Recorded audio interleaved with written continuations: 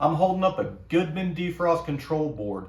This is old school defrost controls, very simple inputs and outputs. I'm going to go over on how to wire this thing up and how to put it on the smart board and show you every wire input and output and what makes this board universal. This is what you want to stock to get through all your calls in the event that you can't put in exactly that part because it's not available, back order, whatever the case may be. Stay tuned. All right, we're going to talk about wiring up a board that you can use universally on any air conditioner in the event that the warranty's expired and the customer needs to get air conditioning, heating for defrost or whatever the case may be. If you want to take a heat pump and just put a board in there that's going to make it very easy to install, wire up, inputs and outputs. I have a board here. It is manufactured by Goodman. It's very low cost, so it makes it very affordable to keep as a truck stock item. And basically we can put this in any manufacturer's unit, because as I said in my other videos, the board doesn't know where it's at. Right now the board's got one terminal or one screw holding it onto a Cantex box. Our goal is to get the light to come on. It has no idea if it's in a Carrier or a 1995 Train. It doesn't know any better. So we're going to go ahead and first go over the box so we can have an idea of the anatomy of the box. If you see on my meter here, I'm going to demonstrate between R and C that there's 24 volts. We're reading 28.1 volts there. That's our low voltage that we're going to supply our terminals on the board for input and output. And then between L1 and L2, that's 2 legs of power. You can see I'm reading 244. And then obviously T1 and T2, the moment I have L1 and L2 present here, our 120 volt light will come on. Now I'm going to choose one relay to break the L1 to T1, L2 to T2 for the light. And I'm going to control this with my defrost control board. To go ahead and get started, every board needs to have power on it. So we're talking about power right off the transformer at all times, R and C, 24 volts. So I'm going to go ahead and take some alligator clips and I'm going to run from R to R and then C to C. I'm going to use green and red, not that the colors mean anything, but it'll just kind of help us out. If we color code things, we're going to go ahead and take our common up first. Now, if you notice, there's no diagnostic lights here, so when I put 24 volts onto this board, there is no status lights available for us to see anything. We're going to come down here and we're just going to look and see what we have on our terminals. I'll put one on common. I'm going to go to Y, nothing. O, nothing. O, nothing. W2, nothing. DFT, nothing. You notice how I skipped over. Now watch this. R, 27 volts. R, 27 volts. So as you can see, where I have R and nothing on it, it's already sending 24 volts out here. So we're going to hook up our defrost control sensor between R and DFT. We're going to go over that a little bit, but before I made this very confusing to look at with a bunch of wires on it, I wanted to show you that there's already 24 volts there that board's putting out. All right, so this board has to be told if it's in heat or cool mode, and it has to be told if it's getting a Y call. So the Y call comes from the thermostat. It can go through a low pressure switch, a high pressure switch if they're present. If they're not present, it doesn't matter. It wants to know that the contactor is being pulled in. So when we give a Y call with this board, which makes it a great universal board. We're actually going to just toggle the contactor on, and I'm going to show you how that is. Very simply, we can take our contactor and we can come over and just tie it to red.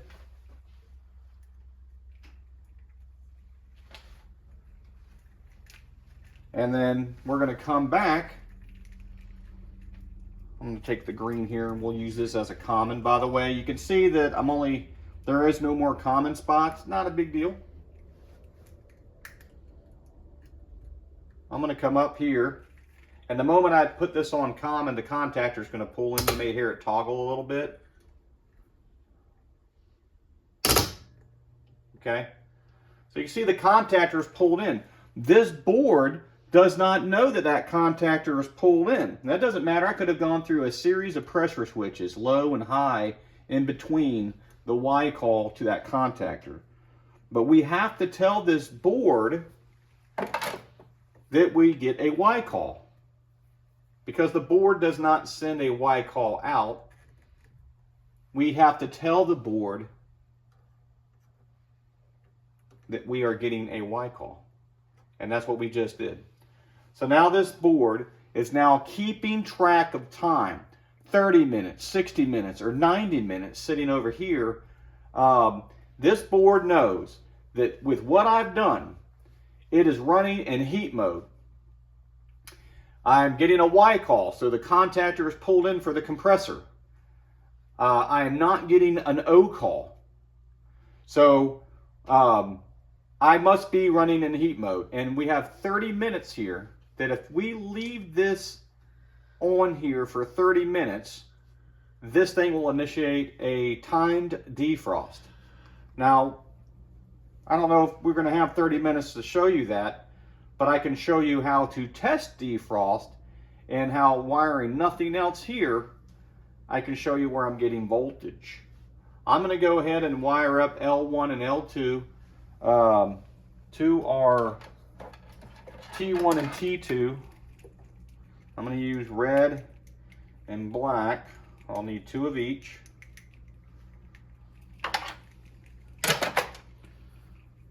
So we'll come down here and we'll go L2 to the bottom of the contactor.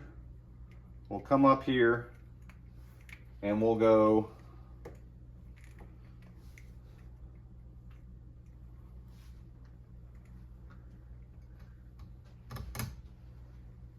to the top of the contactor over to T2, and then we have to repeat that process on the L1 side. That way our light can get a solid 240 volts, which will activate the transformer inside the box. You know, once the transformer gets 240 volts, it provides 24 volts, whereas the other contactor can energize inside the box and allow 120 to bring my light on. Very cool thing to do. This is something that I invented just to help teach our guys. You're dealing with 220 at all times. So now it's probably been about 3 or 4 minutes, maybe 5 minutes, that we have given a Y call back to the board to tell the board we're running, or we have compressor action. I'm going to go ahead and run through the sequence here and show you between common and Y, we have 24 volts, nothing on O, nothing on O, nothing on W2, 24 volts on red, 24 volts on red, nothing on DFT. So we're going to go ahead and initiate a forced defrost. We're going to go between red and DFT. This will close the loop, making the board think that it is now calling for a forced defrost. We're going to go through and plug in our test pins. Okay. And what this will do is it will give us 24 volts out on O the moment it initiates a defrost. Give me a second here, get my pins just right. There, we heard the click between common and O.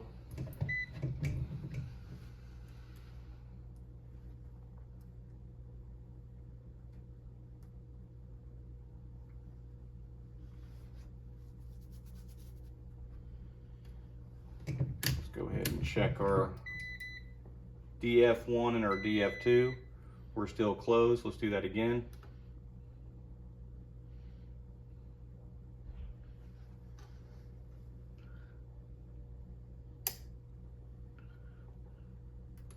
Okay, we're open there.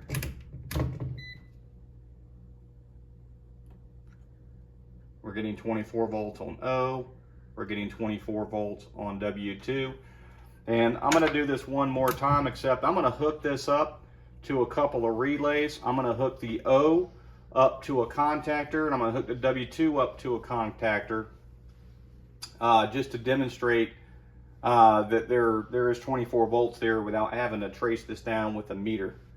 We're going to take a couple of white wires and initiate W2 to what we're going to call a heater relay. And excuse me, I'm going to come out of here from O up to the contactor.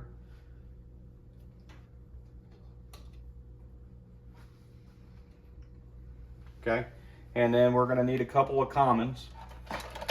That way we give a path back to our transformer. Tell you what, we'll use a couple of yellows here.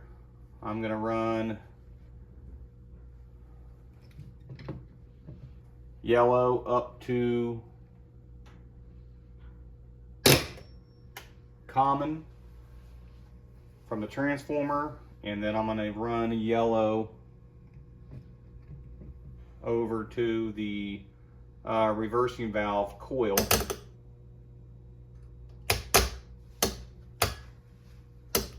Get a good hold on that.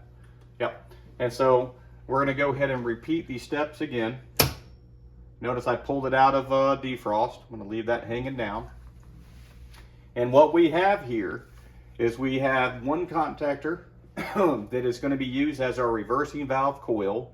We have another contactor which is going to be used as our heat strips. We have our compressor contactor, which is why we have our light bulb coming on, because that's obviously for the light to come on, compressor and fan motor. If I had more lights here, there's another way I can do this, and I can probably show you here on another board that I have. I'm going to go ahead and move the camera around so I can show you. I have a lot of lights on this one, where I have auxiliary heat strips 1 and 2 over here, an indoor fan, a reversing valve for cooler heat, and then I have the outdoor fan and the compressor. You know, but this is old school zoning, and it's in parallel with a normal thermostat or a zone system. So what I want to do here is try to demonstrate how fast electricity moves in 2 different directions, and how to simply put this board in any air conditioner and allow it to work just as well as the board that was originally there. And I think this is much easier to wire up as well.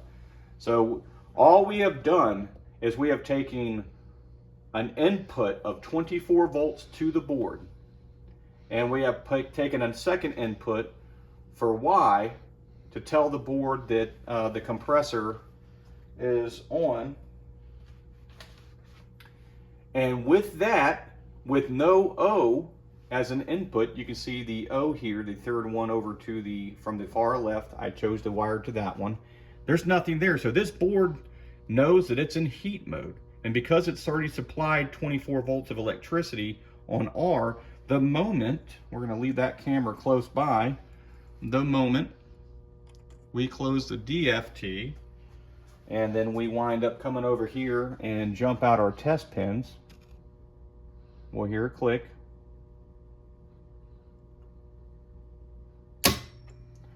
We can see that our contactor is energized for the heat strips. Our contactor is energized for the reversing valve coil. And if we want to test to see if our fan motor has cycled off, the DF1 and the DF2 should not have a ringtone. Okay.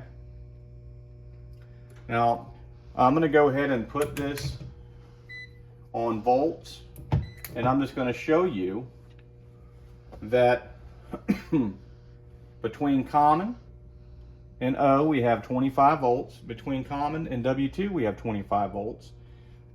Same way up here on this contactor, this is the reversing valve. There's my 25 volts. And also my heat strip here, there's my 25 volts. And so I'm just trying to demonstrate this is very simple. Not a whole lot of terminals to wire up. We have no ringtone because we are in a defrost. All I have to do is simply open my loop, and you see the contactor pulled out, the contactor pulled out, and my DF1 and DF2 now have a ringtone. And it's a very simple board. There's not a whole lot going on there. Mostly all outputs, only a couple of inputs. It doesn't care about pressure switches. All that will be external of the board. There's no status lights. This is extremely simple. You'll find this in your older Goodman units. HSC1 is your part number. Long story short, it's a good, reliable board. It's very inexpensive to stock. You will need a defrost sensor, and you know, typically everything here is plugged up, and you're simply just going to have to jump across R and DFT and hit your test, and that will initiate a forced defrost so you can make sure this thing is doing everything it's supposed to do, which is three things: the fan motor turned off, the reversing valve energized for cool mode, and the heat strips came on to cancel out any cold air caused from a cold evaporator coil while the outdoor unit is thawing out the ice. The moment everything comes back on, you'll see a puff of steam come up because the fan came back on, the valve switched over back to heat mode, and the heat strips shut off. And that's it. Those are the three things that need to happen. This board is capable of doing it. It doesn't require plugs. You can use, female insulated connectors. There's plenty of space between each terminal for you to be able to push your wires on. It's not confusing at all. If you understand everything I'm telling you here, I hope that you can stock this and get in and out of a call in the event that you're waiting on the right part, or you just don't want to put a big investment in an older unit, and there's not a whole bunch of rewiring that you have to do. This is really cool. So this may be a confusing way to teach. So we also have our smart board. In our smart board, we go over wire by wire. That might be a little bit easier, but you can always rewind the video and look at this. In the top left corner, you'll notice that we've had the board up there the entire time with nothing on it, just because as we start to put things on it and my arms are moving around, it does get a little confusing. So stay tuned. Let's take it over to the smart board. All right, we're looking at the Goodman defrost control board, but we're not going to talk about this because it belongs in a Goodman. We're going to talk about this because maybe you just want to put it on a project board and do some of the things that I've done. Maybe you want to teach somebody in your company on how cool this thing is. Maybe you want to put it on for a customer. It's a very low cost to stock this part. We use this board for universal reasons. So if I have an older system that we can't get a part for, we're not going to leave that customer down. We're going to think outside the box. We're going to take this part and we're going to sit there and just do a little bit of rewiring. What I like about this is you don't have to do a whole lot of rewiring. This thing doesn't care about low pressure switches. It doesn't care about high pressure switches. It's got to have 24 volts on it at all times. That way you can go into a defrost when you need to. I just had a wiring demonstration to show you how simple it was. Sometimes that's a little harder to understand, so as you know me, I'm going to break it down scientifically, wire by wire, and what you need to know. We're going to always start off with what the board needs. The board is a load, and so the board has to have 24 volts. All right, so we're gonna say I have two R's here. We're gonna say this first one is 24 VAC. All right, that's coming right off the transformer. That is present all the times, whether your thermostat's calling or not calling. You always have 24 volts there. On the far left, you'll see we have C. That's our common. That will be our path back to the transformer. I'm going to make that a little bit bigger.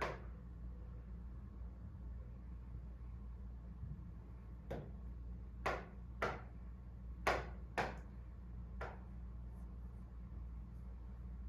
try that again.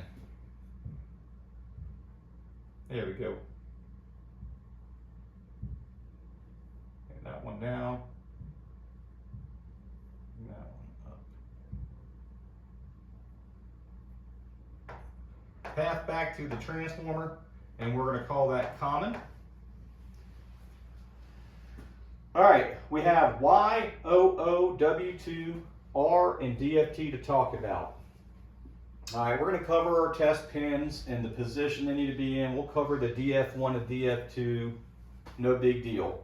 But the only input that I have outside of the 24 volts coming into it is the DFT and the Y.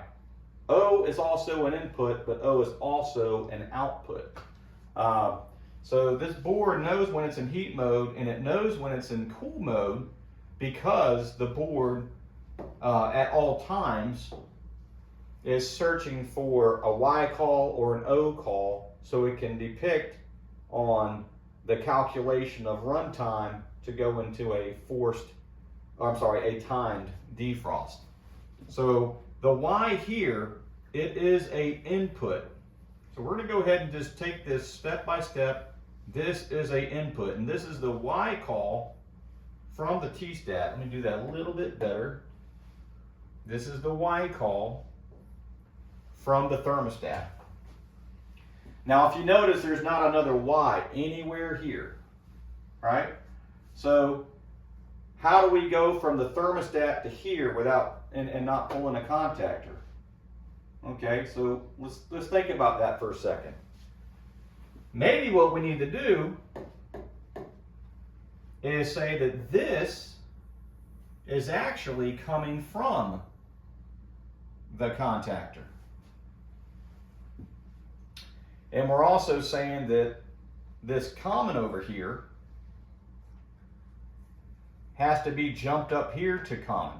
You're going to have to use some connectors, or you're going to have to tie them in down here somewhere where all your commons are making up. You got to get a little creative because there's not a lot of terminals here.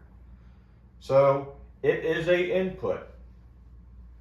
So whether I take it right from the thermostat and bring it in here, or I take it from the contactor, it doesn't matter. But this is a input. So what tells this contactor to come on is the Y call from the actual thermostat. So I'm going to draw this a little bit cleaner. And we're going to say that, I'm going to say that this common is coming off of this side.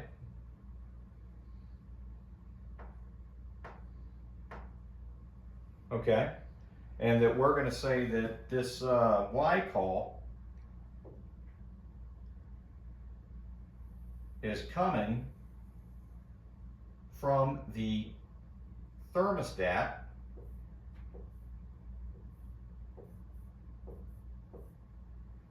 Okay, so we're going to say that to the contactor is a input from the common side back to the board is a output path back. So this Y call is from the thermostat, and then we're going to say that from the contactor, we're going to come over and we're going to tell the board that the contactor is energized. And the board will start calculating time if there's no O call from the thermostat, which we're going to get there in a second. There is a third way of doing it. So remember I said first way is we can come from the thermostat up to here. You can come out of here off the same terminal over to here, or we can come over to our contactor, out of our contactor, back over to here. But let's say we have a low pressure and a high pressure switch. What would we do there? There's a couple things we can do. I can take my red, and before coming into the defrost control board, I can sit here and say, you know what? I'm gonna say I want red from the thermostat to come in, go into my high pressure switch, out of my high pressure switch, into my low pressure switch, out of my low pressure switch, and then come over and land on my board. That's one way of doing it. That way the board works. However, that's not going to stop my contactor from pulling in. So that wouldn't make sense, right? So what's another way of doing that? We can say that we want our red. Let me sit here and make this a little bit prettier. To remain an input straight from the transformer. So we'll go 24 VAC. And we want our Y call. We want our Y call to, before it comes to the thermostat, draw that one over here, we want our Y call before it comes from the thermostat to the contactor, we want it to come into the high pressure switch, out of the high pressure switch, into the low pressure switch, out of the low pressure switch, and then into the contactor. So Y would be a path from the thermostat through all the pressure switches. We can say input, output, input, output, over to the contactor. Here's our path, input, output, back to input. So now my contactor can pull in. This is a very healthy way of doing it. It's very easy. Some of you may have seen this on other manufacturers where the Y call, right there at the low voltage field wiring, goes all the way through all the pressure switch, whether there's one or two, and then it finally goes to the contactor. However, even though we get the compressor to come on, we have to take something out of that contactor and we have to come back and tell the board, hey, this thing's running. Because this is the point that that board will start calculating 30, 60, or 90 if there's no O present. It knows, hey, I'm running and I'm running in heat mode because there's no O present. Okay, we're going to go ahead and say our next terminal is a input. We're going to say O. All right, this tells the board if I'm energized, I'm in cool mode. If I'm not energized, I'm in heat mode, providing I have a Y call with it.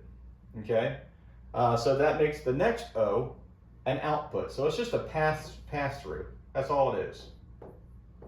Now let's just say the way you wired your board up is you said, I'm going to make this my input and I'll make this my output. Well, that's fine. It'll do that because guess what? Through the board, they're connected anyways. So it doesn't matter how you do that. I can leave it like this for now. That's good. We're going to say this O is going to be out. We're going to come up to the reversing valve. So we're going to have an input to the reversing valve. We're coming out of the board. And then we got to have a path back. So what I'm going to do, I'm going to clean this up a little bit. And we're going to say that this O came up to the top side of the valve. And then common came back over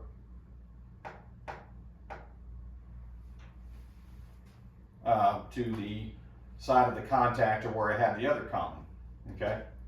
And so far, I mean, this is so simple. You just don't get more simple than this. We have W2. I'm going to use black just because I know it's going to show up better on board. White on white's not going to show up very well. This is an output. W2 is a output. I'll write W2 here. All right. So this is feeding power to the heat strips. So during defrost, it's going to take 24 volts from here. It'll apply it to O and it will apply it to W2, just like we demonstrated when we wired up our board earlier. We have R, which is always going to be a output. And this is going to go over to the defrost sensor. All right, so let's draw that a different way. We're going to say this is coming up to the sensor. The sensor is normally in the open position. It closes during defrost.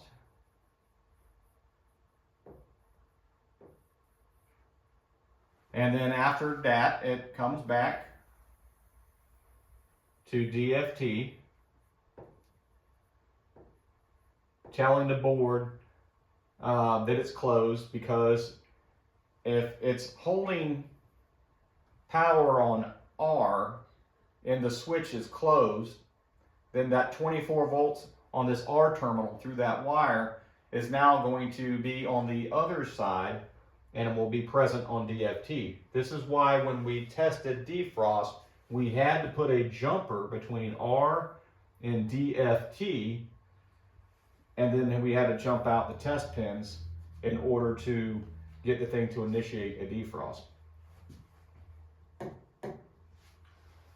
So R out, DFT back in. So from left to right, common is an output to the transformer. Y is an input from the contactor. O is going to be an input and the other O will be an output, because the board also has to toggle 24 volts onto the O during defrost. W2, it is an output to control the heat strips during defrost.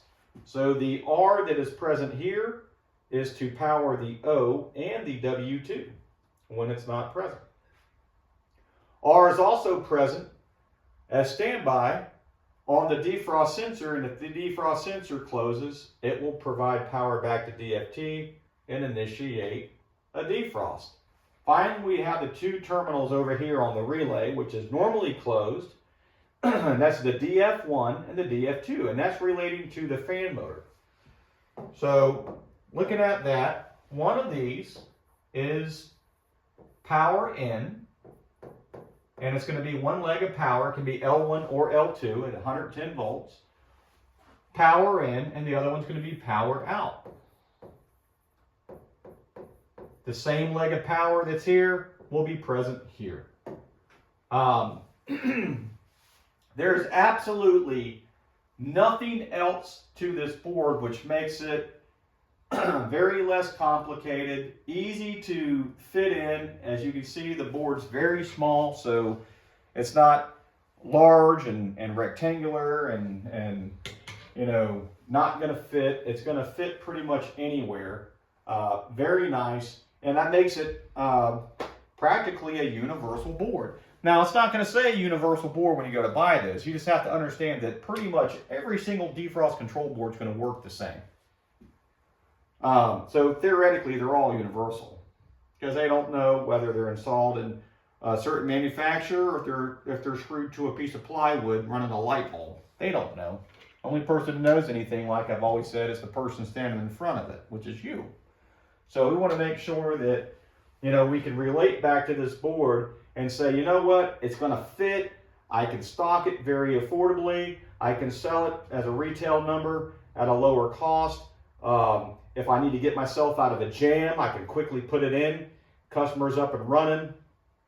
At the end of the day, I don't have to do a whole bunch of rewiring here to make this thing work. And most importantly, it's reliable and simple to hook up. Makes it a perfect board for universal applications. And this board isn't really trying to do a whole lot where there's diagnostic lights and fault codes, and it's not trying to do a whole lot where the pressure switches have to be closed in order for it to run. It's simply a defrost board, which means it's just there to energize the W2, the O, and that's it, based on time or forced defrost. We have probably one more defrost control board that we're going to go over in another video. We're going to use Ream just so we can have a video out there on a B valve. And then we're going to get into how simply we can do defrost controls without a board at all, just utilizing relays.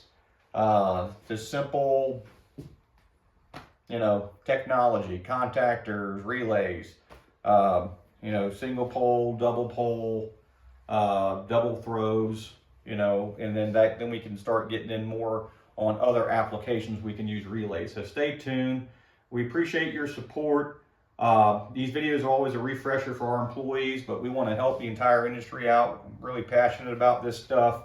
I want to make sure that you're liking our videos. I'm always promoting that the information that we get here is practical in our field. We want to make sure that you're sharing these videos to others. That supports our channel too. Subscribing obviously supports our channel. If you have a comment, leave it there. I'm going to read it and I'll get back to you as soon as I can. And just want to appreciate all the support. Thank you.